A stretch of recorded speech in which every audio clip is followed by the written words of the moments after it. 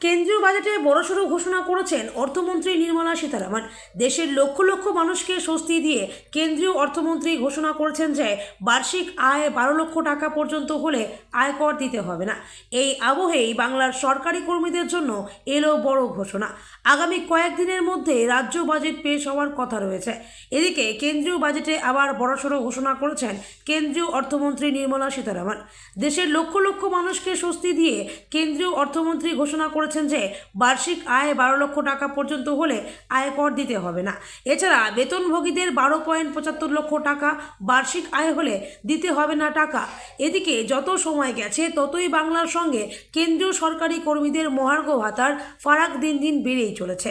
একদিকে যখন কেন্দ্রীয় সরকারি কর্মীরা 53% হারে ডিএ পাচ্ছেন, সেখানে বাংলা সরকারি কর্মীদের ঝুলিতে রয়েছে মাত্র 14% ভাতা। এরই মাঝে এবার বলা হচ্ছে বাংলার কিছু সরকারি কর্মচারীদের আয়কর দিতেই হবে না। আসলে কেন্দ্রীয় বাজেটে একগুচ্ছ সিদ্ধান্ত নেওয়ার পর রাজ্য সরকারকে কটাক্ষ করেন সরকারি কর্মীরা।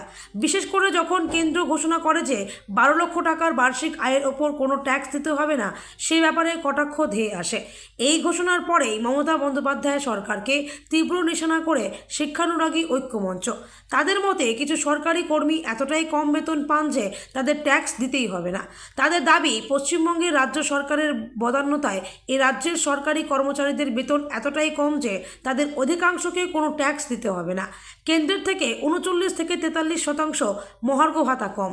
তার উপর কেন্দ্রীয় কর্মচারীদের জন্য অষ্টম বেতন কমিশন লাগু হবে 1 বছর পরে, আর রাজ্য সরকার সেই অর্থ দিয়ে ভোট রাজনীতি করছে।